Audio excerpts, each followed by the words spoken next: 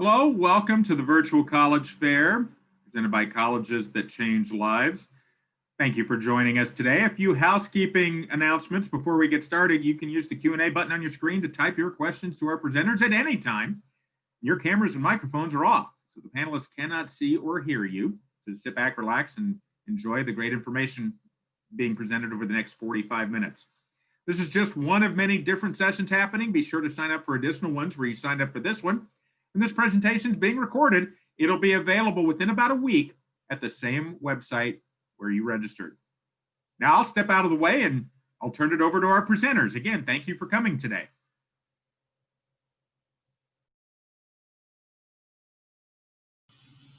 Hi, everyone.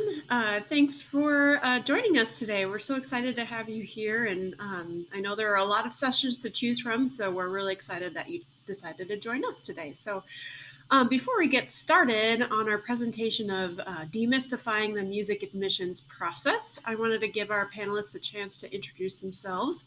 I'm Kate Bittner. I'm the Director of Conservatory Admissions at Lawrence University in Appleton, Wisconsin. I'm also a Lawrence grad. I graduated in 2012 with a violin performance degree. And so I'm really excited to be back helping students through this process, especially at my alma mater. So Katie, what about you? Hi, everyone. My name is Katie Rossner, and I'm the Director of Admissions for the Conservatory at Bard College. And I'm also a graduate of Bard. I did my master's here in vocal arts, and I graduated in 2017. And I liked it so much I stayed. Yeah, thanks for being here. And hi, everyone. My name's Molly Baskin, and I'm the Associate Dean for Fine Arts Recruitment at St. Olaf College. And like my co-presenters, I am an alumni of St. Olaf College, where I did a Bachelor of Arts in Music with bassoon being my instrument. So I know that Kate is going to share a slideshow with you, and we are looking forward to talking with you today. I do want to point out the Q&A box down at the bottom of your screen. We will be taking questions throughout the entire presentation, but we will definitely address them at the end. So feel free to start asking your questions in that Q&A box. All right. So getting started, we're hoping to impart upon you some really helpful tips and tricks to make it through the music admissions process. We have a few goals that we want to get through as part of this presentation. To understand how the admissions process is different for those of you who want to be music majors. Usually music majors have a few extra steps you have to go through, and so we wanted to lay that out for you. We also wanted to help you with the general timeline of how music admissions works and when you should start applying and preparing your applications. And then, of course, the audition is a big part of your experience, your admissions experience into college. So we've got some really great helpful hints for you and your family, maybe your teachers and counselors as well, on how to prepare a great audition and application for music school. And then we'll leave some time at the end for questions. But again, like Molly had said, please use that Q&A feature in your Zoom window to ask questions at any time. We can definitely stop and talk a little bit more about particular subjects if you'd like. So that's what we hope to get through today, and I hope you enjoy. Great, thanks, Kate. So as you are applying to college, if you are interested in music, you are going to very quickly realize that every college has a separate music application or a separate music process. Typically, you're going to find a pretty standard application process for your academic side of things. So you are going to have to apply to the college itself. Oftentimes that's through the Common App, or a school will have their own application that you need to fill out. That is where you're going to submit that personal essay, as well as your high school transcript, as well as academic recommendations. These academic recommendations are most often encouraged to be from your core academic teachers. So think English or math, that type of teacher. And you also want to include your extracurricular activities in your common application. So opportunities that you've had for leadership, things you've been involved with. You can certainly include some of your music involvement on this common app as well, because we know for many of you that music is a big part of what you do. So make sure that you list, oh, I've been in band 6 years or whatever on that extracurricular activity. Um, More and more schools are moving to a test optional place. However, some schools do require that you submit a test score. So if you've taken the ACT or SAT, you can upload or send your scores to your schools that you're applying to as well. When it comes to music, you are going to find a lot of different methods depending on where you're applying. The most important thing to do is to look at the website that you're at the colleges that you're applying for, and to get in touch with your admissions counselors or people like the three of us, because we really are here to help you and we want to help demystify the process as much as we can. For music, some schools will require a completely separate music focused application where it's going to ask things like, what is your instrument? How long have you been taking private lessons? Have you ever done any piano? Things like that. Some schools, this will be included in the common application. So you just need to double check which kind of process you're going through. Along with that music application or music supplement, you will often also need a recommendation from a music teacher. This can be a band or choir or orchestra director, but if you have a private lesson teacher, this is a great time for them to submit a recommendation because they will know your skills more on an individual level.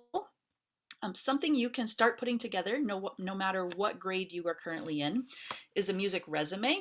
A music resume is going to list things like that you've been in band for 6 years, but it's also going to go a little bit more in depth. Have you served as section leader? Have you gone to any summer music programs, summer camps? Have you taken private lessons? Any like solo and ensemble, all state, those types of things. And depending on the school, some schools or instruments might also ask for a repertoire list. This is going to be a list that includes all of the solo material that you've worked on, performed, or memorized. So you're going to want to double check, you're going to hear this a lot, exactly what the application is for the schools that you are applying. We recommend starting a spreadsheet early of what each school that you're applying is requires and the due dates, because those will also vary from school to school. When you've submitted these things, oftentimes an audition will follow. Sometimes with this application, there will be a pre-screening recording that's required, meaning that you submit video recordings as a part of this application.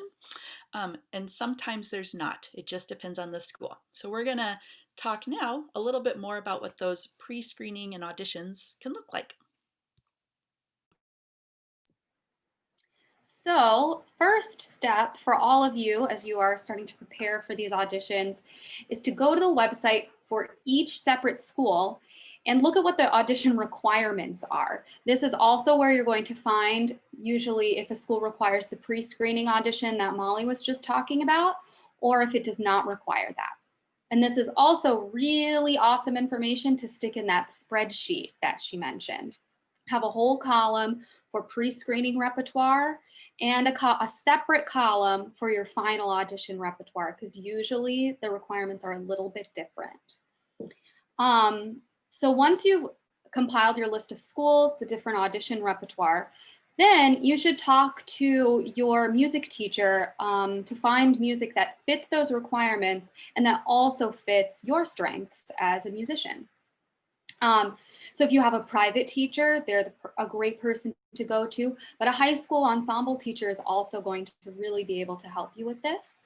And as I said before, you want to find things that fit the requirements and also really fit you. The marriage of those two is really important. And it's great to start preparing this music this summer between your junior and senior year. So I would recommend maybe that spring of your junior year, starting to look at all of the schools that you're interested in, looking at the audition requirements, creating that spreadsheet, and then June, July of the summer, start talking to those teachers, figuring out the repertoire that you want to start working on. So next steps, you're going to apply to the school. As you've been preparing over the summer, you'll start preparing your applications that fall. Like Molly and Kate have said, the process is a little bit different. This is where that spreadsheet is really going to be a lifesaver. And so really make sure you're keeping track of the different application requirements. Some schools are going to require 2 applications, one to a college, one to the music school. Some won't. And so when you are applying, always feel free to contact people like us. We're happy to help. We love to help, actually.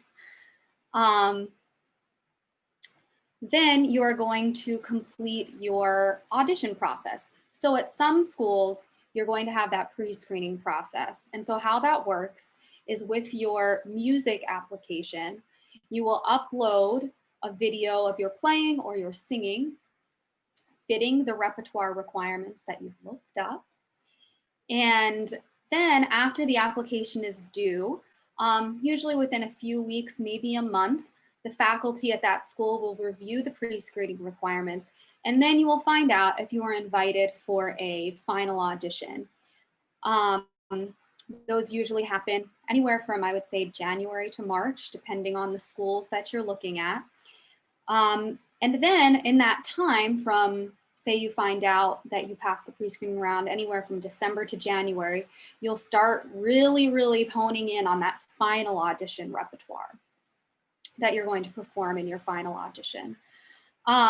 Some schools do not have a pre-screening process, and if that is the case, usually after you apply, you're able to just sign up for an audition slot, and at that time, you'll still start really preparing that final audition repertoire.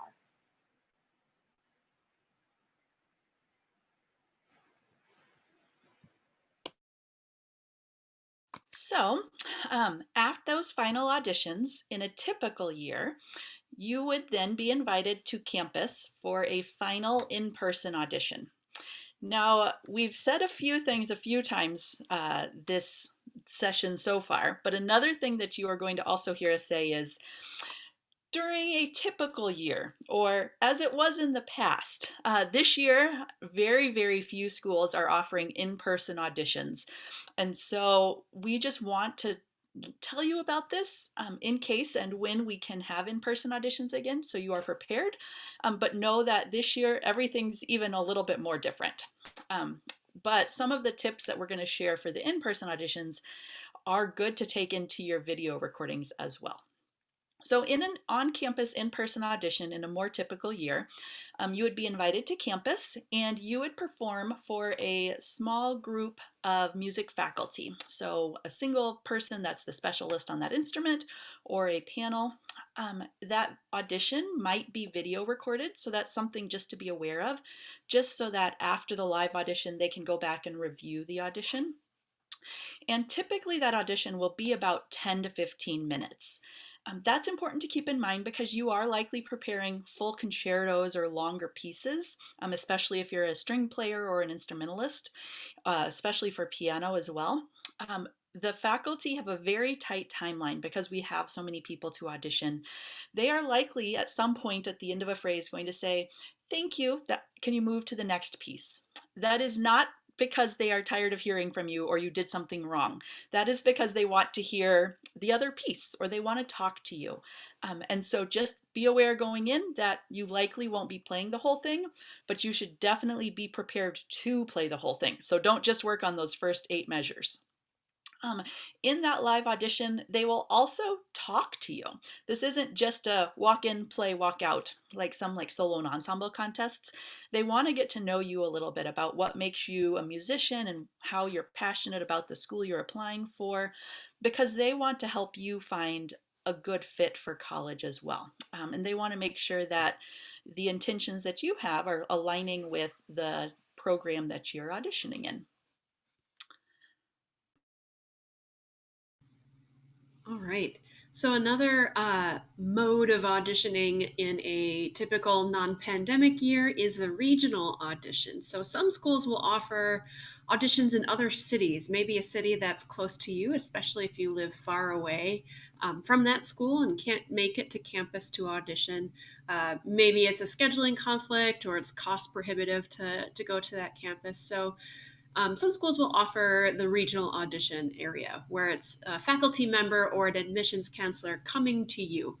Lawrence does offer this in normal non-pandemic years. We go to 8 different cities around the country and set up a common meeting place for you to come and audition. We will bring a video recorder and record your audition to send it back to faculty on campus. So it's a really good sort of in-between option if you'd rather do an in-between option for a live audition and a recorded audition, because there will actually be somebody there you can talk to, answer questions, or ask questions that you might have about your application or timelines, and just kind of get a more general feel of what that college is all about. So regional audition is another option for you during non-pandemic years.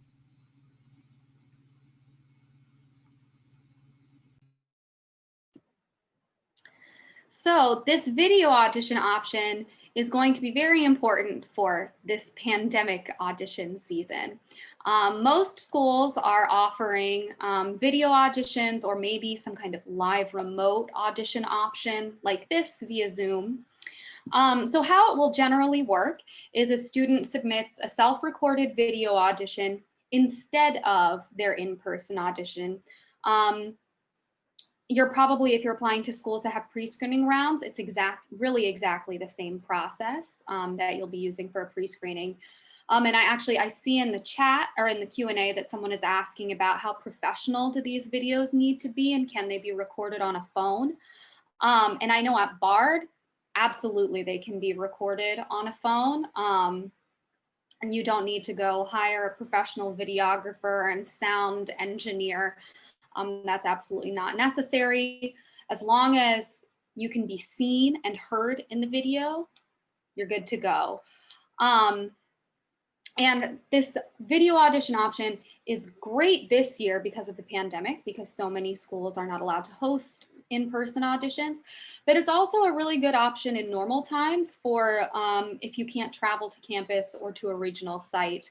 I know at our school, we give video auditions and in-person auditions the exact same amount of consideration. So if that is something that is worrying you about choosing the video audition option, do not let that be something that prohibits you from choosing that option. Something to also keep in mind with these video auditions is that they should not be spliced together. So it should be mimicking what an in-person audition would be, that you're going to record your whole piece in one take. Some schools might require that you record all of your pieces in one take, but most will allow you to upload each piece separately as long as each piece has been recorded in one take.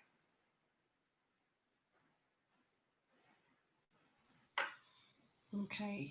So as you're getting prepared for your audition, going through your application process, working through your repertoire and just, getting everything under your belt, we wanted to pass along a few helpful hints for you. So first of all, it is totally and always okay to email music faculty directly at that school.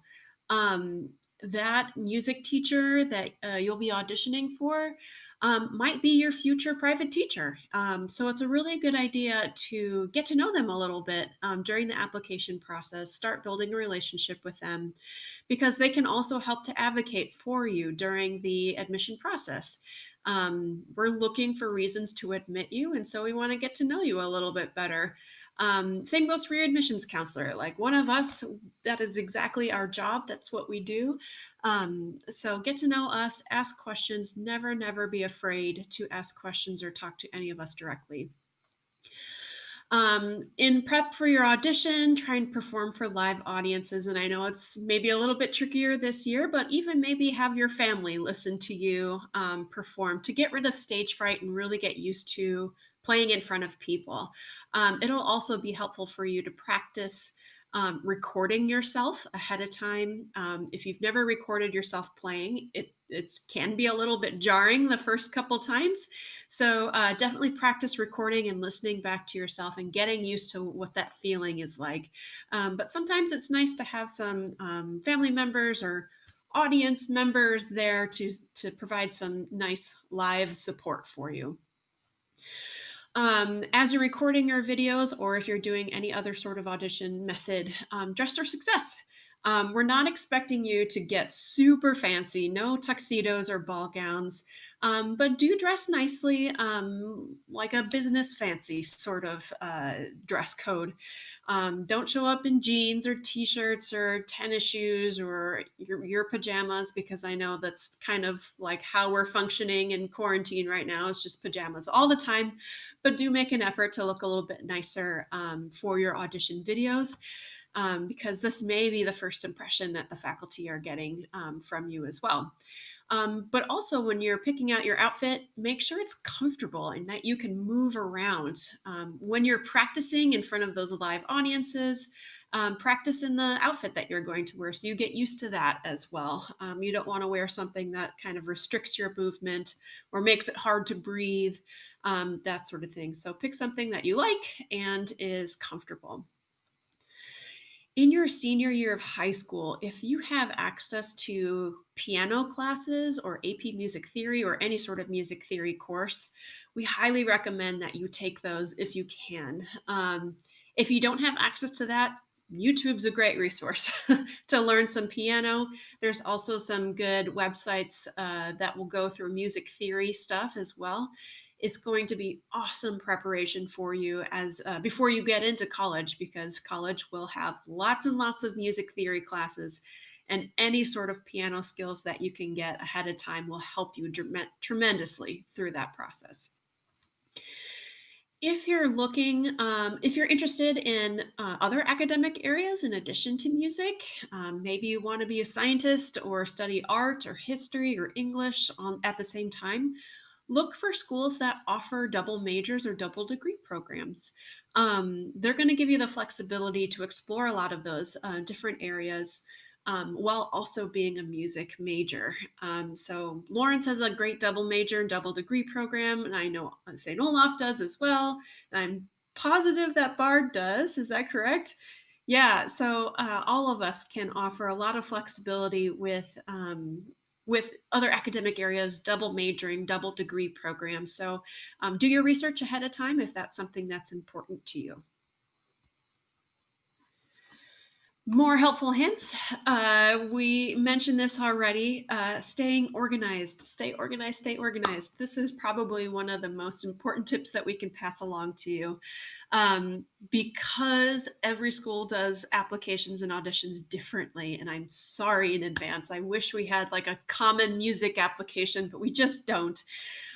So stay organized. A spreadsheet's a really great way to do that. List the schools that you're interested in, contact information for that faculty member you might be studying with, and the admissions counselors, who's your go-to person at those schools. When's the application due? When's the audition due? What are those audition requirements? Any questions you'd like to ask each school, and then maybe like a pros and cons, what you like about that school, what you don't like about that school. It's going to save you a ton of time and stress later down the road when you're trying to get all of this stuff in, and then also when you've gotten your admission decisions back from schools and you're trying to figure out which school you want to go to. If you stay organized on the front end, it's just going to help you so much later down the road. You can also ask for a sample lesson with that applied studio professor, so that teacher you might be studying with. A lot of schools are offering that via Zoom right now, but it's a great opportunity to get to know them a little bit and see if you click. You'll be seeing that teacher the most out of anybody else while you're in college, so it's a good idea to know if you're going to get along ahead of time. And if it's not a good fit, maybe that's not the right school for you, and that's okay to know ahead of time. So definitely ask for that sample lesson. Some schools do have a fee for that lesson, but some don't. So just make sure to ask about that ahead of time before you schedule a lesson. even though we're in a crazy year, it's not all bad. We're learning to never let a crisis go to waste. Lots of schools are offering virtual opportunities to engage with faculty and students and take campus tours that are online, and maybe sort of get access to a lot of things that weren't necessarily accessible to you earlier. You can get a lot of the same sort of experiences online now that you would get in person, without having to pay for a flight or a hotel or drive a long distance. So it's not exactly the same as being here in person and experiencing what the campus is all about, but it's a really great alternative, especially when it's not necessarily safe to travel at this time. So we're looking at that silver lining here and hope that you can too.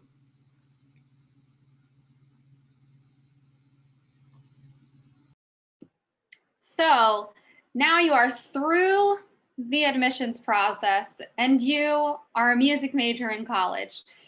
And guess what? Even as a music major, you're going to have to do more than just sing or play your instrument. I think that comes as a shocker sometimes. So that's something to absolutely remember and keep in mind. So some general music classes that you're going to have outside of performing are going to be music theory, lots of it, usually at least 4 semesters, as well as music history. Once again, usually at least 4 semesters, and it's going to require a lot of reading and writing. You'll also usually have some basic keyboard skills that you're required to take, as well as general education requirements outside of music.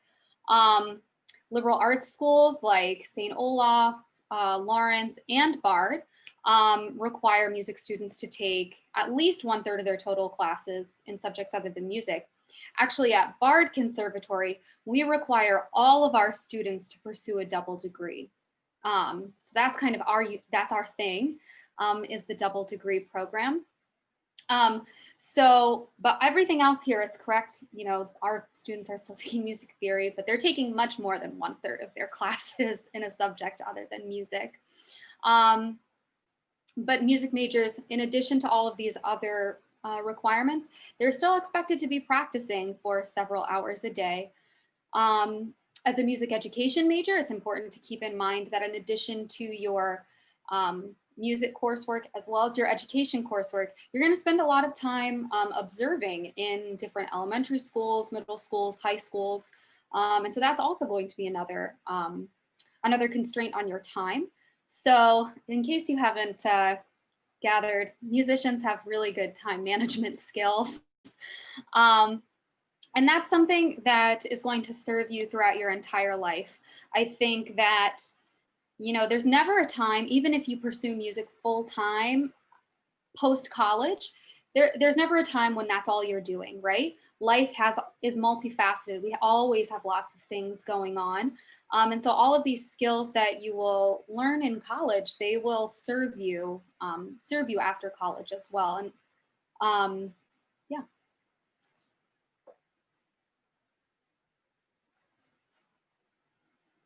So that is what we have prepared for you today. And so we do have some time now for any additional questions. If there was something you wanted us to cover a little bit more of, or if we didn't cover something that you have a question, we are all more than willing to help. Being colleges that change lives, and that is kind of the program we're under today. You will find that St. Olaf and Bard and Lawrence all are here because we think there's more to you than just being a musician. And we think you see that in yourselves as well. You all are looking for some place that is going to take your musical skills and who you are as a whole person, and after your time at that at your chosen college, send you out into the world ready to not only have your own life changed, but be ready to change the world. And so we want you to just keep that in mind as you're considering colleges as well. What kind of college are you looking for? Are you looking for, you know, any old university, or something like one of ours that can help you be a world mover, earth shaker, something like that? I see one question did come in, and that asks, can you share with us some examples of effective and appealing music resumes, especially for high school students? Any ideas, friends? Um, actually, good thing to do is just a quick Google search of a music resume. You'll see a ton of examples online of what a music resume looks like, and what kind of information should be on a music resume. Some of them might be a little bit more complicated and in depth, maybe meant for a college student looking for grad school or auditioning for a job. But really, what we're looking for is just a lot of information about what you've been up to musically in high school. So maybe break it down into a couple different sections. Who your teacher is, who you've been studying with, or if you've studied with multiple teachers. Um, what sorts of music organizations you're a part of. Are you a part of a youth orchestra or band? All state? I don't know, like any sort of summer festivals that you've done, stuff outside of school. And then another section if you've done any competitions or won any awards. Even for solo and ensemble, I know in Wisconsin we have exemplary soloist awards if you did really great, or if you've gone on to the state level at all state, um, or any other sorts of competitions or projects that you've been working on. um, any repertoire, solo repertoire that you've been a part of. For our singers, especially if you've had any major roles in operas or musicals, that's a great thing to list as well. So stuff like that. We just want to know what you've been up to over the last 4 years. Like I said, just a quick Google search is a great way to kind of get an example of that. But some of our websites, like Lawrence has a music resume form example that you can take a look at as well to just kind of get a sense of what should be on a music resume. But I'm not sure that we all have like a specific format that we want. I don't think there's any one way to do a music resume. Really, the information that's on that resume is more important than the format. So I wouldn't worry too much about that. Great. I have a tip that came into our question and answer box that I'm going to expand upon. It is when you are doing your recordings, you should always get someone to help you, especially if you're using your phone. Don't just like go up, press click, and then do the back. Have somebody else stand behind the camera or your phone. Usually the back phones are better than, or the back cameras are better than the selfie cameras. And singing to someone is going to be helpful, and the faculty members are going to tell that you're actually singing to someone in that video. So get help when you are doing your videos and ask for help. So your music teachers have likely all done this in their career, so they can help you with setup. But if you are in person and in school, sometimes your audio video, your AV departments can have equipment, or maybe you have a performing arts center in your high school that you can request your teacher to help you use. So definitely ask for help and think about the resources that you have available around you when you're doing those video recordings. A question that we often have, and here's another take on it as well, is what different degrees does each of your college offer? But then to kind of help everyone that's in the room, what is the difference between the different types of degrees that you see in music and the different types of schools, everything from schools of music to conservatories? At St. Olaf, we are a music department within a liberal arts college, so we are not a separate entity, but we do offer both the Bachelor of Arts degree and the Bachelor of Music degree. The primary difference at St. Olaf being how many requirements for lessons and performances and classes are in each one. At St. Olaf, both of those degrees are performance-based, which is not true everywhere. What type of degrees do you guys have? Yeah, so at Bard, we have actually two ways to study music, kind of similar to St. Olaf. So the conservatory is separate from the college. So that's one program we have. It's the Bard Conservatory, which is a 5-year double degree program. So all of the students in the conservatory are working toward a Bachelor of Music in the conservatory, as well as a Bachelor of Arts in anything else at the college. And it totally runs the gamut what people decide that they want to do. So we have chemistry majors, biology majors, theater majors, dance majors, written arts. It really can be anything. But then we also have a 4-year Bachelor of Arts in Music that we also offer through the college. And so that is a music department within the college. And that's a Bachelor of Arts degree. And in the conservatory, we focus on classical music. Unfortunately, we don't offer jazz or ethnomusicology, electronic music. But those things are offered within the music program. So if you're interested in studying jazz, electronic music, ethnomusicology, they also have a classical program within the music program. So if you are more interested in pursuing a BA in music, which is just a 4-year program, you would absolutely be able to do that through the music program. And kind of similarly to St. Olaf, the biggest difference is really those requirements. The BA program, it's a liberal arts degree, so it's going to be a little bit broader, have some separate performance requirements and that kind of thing. Yeah, and at Lawrence, it's also different. So we actually have 4 different degree programs that you can do music in. One of them is the Bachelor of Music degree, granted through the Conservatory of Music. In that degree program, about 2/3 of your total classes will be in music, and 1/3 of your classes will be outside of music. And that's because we're part of a liberal arts institution. We want you to be a well-rounded musician and student. We also have the double degree program. It is a 5-year program with the Bachelor of Music and Bachelor of Arts. And like Katie had mentioned, similar to Bard, you can major in anything in the college and in music. So like my intern this year, currently, she's a music education major and a neuroscience major. So she's getting some really interesting perspectives. And so that is a 5-year program, and you'll be doing about 50% of your total coursework in music and 50% in your other major. We also have a Bachelor of Arts in Music. Again, it's another liberal arts degree. It's a little bit more broad.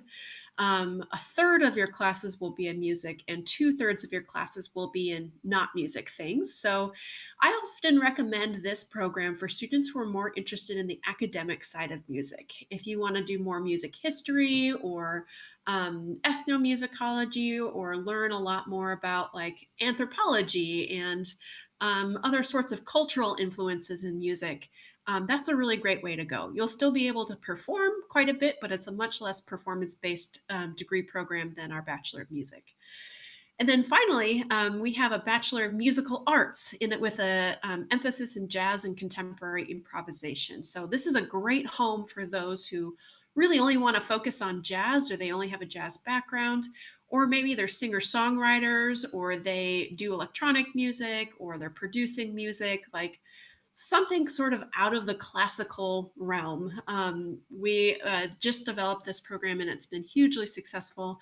And it's not limited to just those who play traditional jazz instruments. We currently have a couple jazz fiddlers and a jazz horn player and some great singer-songwriters. So that's a really awesome place for you to do a little bit more non-traditional music.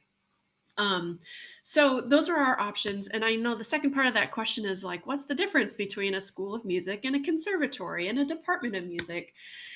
Traditionally, like maybe 40, 50 years ago, there was a big difference. A conservatory would be strictly music and nothing else. And that's where you would go to perform all the time and practice all the time. And you're training to get a job in an orchestra or in an opera. And that would be your only thing that you do. Clearly, that's not the case anymore. Lawrence and Bard certainly have conservatories, but we want you to branch out and try other subjects and double major or do a double degree. You'll see this at quite a few other schools as well. Schools of music, I guess, were a little bit more, had a little bit more of a blend of music classes and academic classes, and departments of music were more academic classes and less music classes. Today, it's just semantics. There's not a huge difference in a lot of these schools. There's some really fantastic departments of music, like at St. Olaf, and there are some really fantastic conservatories, like at Lawrence and Bard. It's just whatever the best fit is for you is way more important than the title of the school you're going to. So a lot of these schools have just awesome programs, and some of them will be a really good fit for you no matter what they're called. They're going to provide you some really great music training and performance opportunities and classes to help you be successful after you graduate. Yeah. When you are going about finding out which school is going to be best for you, we also highly recommend you get in touch with those teachers, those teachers on your specific instrument. I know we mentioned this before, but you are going to be spending a lot of one-on-one time with those faculty members. So you should reach out and ask for a sample lesson, because if there's just not a good connection, or you don't see yourself learning and growing from that faculty member, it's going to severely impact your enjoyment and your learning and growth while in college.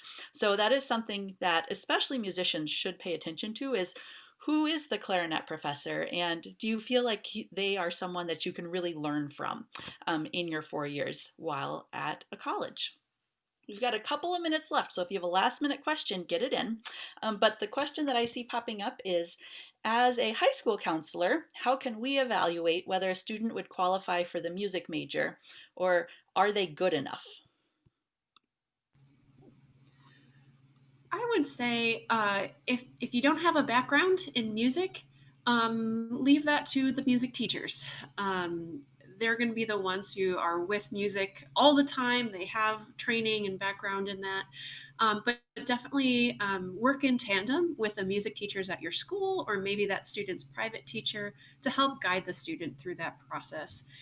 Another great thing that you can do if you don't have a music background to support your students, find out what repertoire they're working on for their auditions. If they're working on a violin concerto, if they're working on a big orchestral excerpt, have them tell you what that is, and then listen to it on YouTube and maybe talk to them a little bit about that. Even if you're not quite sure like what it is about this piece that's so technical, or it's hard for violinists to do all of this, you can still appreciate the music, right? And so the students knowing that they have that support from you, even with like, oh, I really liked this slow piece of the slow section in this piece, how's that coming along for you? It can go a long way, just those little touches here and there. But the music teachers or private teachers are going to have the best perspective on whether they're good enough or well prepared enough to get into a music school. And similar to what Kate said, I think I would just emphasize that often a good telltale sign, if you're talking with a student and before you engage the music faculty, is when they see the list of requirements for the recommendations for the auditions. If they go, whoa, then perhaps they're not at the level that we're looking for. But if they're like, oh yeah, that piece sounds familiar, and I think I can play that, and that type of thing, it's usually a pretty good indicator based on the audition requirements.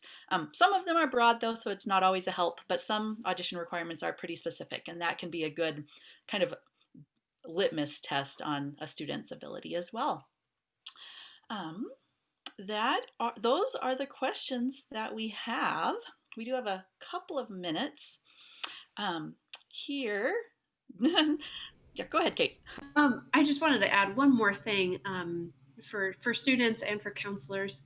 One thing we didn't mention is that a lot of times we as admissions counselors hear from students that they play all the instruments. They play all the string instruments, and they sing, and they dabble in this, and they can also play kazoo and accordion and ukulele and all that stuff. And that's awesome. But for auditions, we're looking for strong skills in one of those instruments, maybe two, if they're really passionate about one or two instruments. It's awesome that they play so many instruments, but what you really need is for you to get really good on one or two of those instruments for your audition. Faculty are not looking for how many instruments you play. They're looking for how well you play your primary instrument. So if you are a student, or if you have a student that is doing a million things like that, I would encourage you to pick one and focus on that, and really work on your skills and technique for that one instrument or maybe two instruments, because that's what's going to get you into college, especially in a music program. So just keep that in mind as you're going forward with your music applications.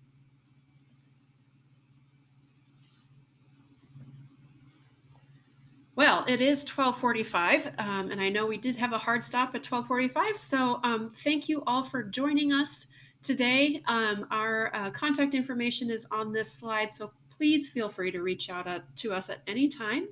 That's our job. We're here to help you through this process, and we hope you have a great week.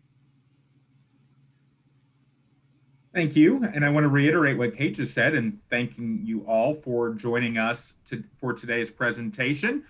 When you close this window, there'll be a link to a very quick 4-question survey. We'd appreciate any feedback you can provide. Also, just a reminder, this is just one of many sessions being hosted. Be sure to sign up for additional ones where you signed up for this one. And in about a week, you'll be able to find this session's recording as well as all of the other session recordings, again, the same place that you registered for this session. Once again, thank you to all of our presenters today, and thank you for joining us. Have a good rest of your Monday.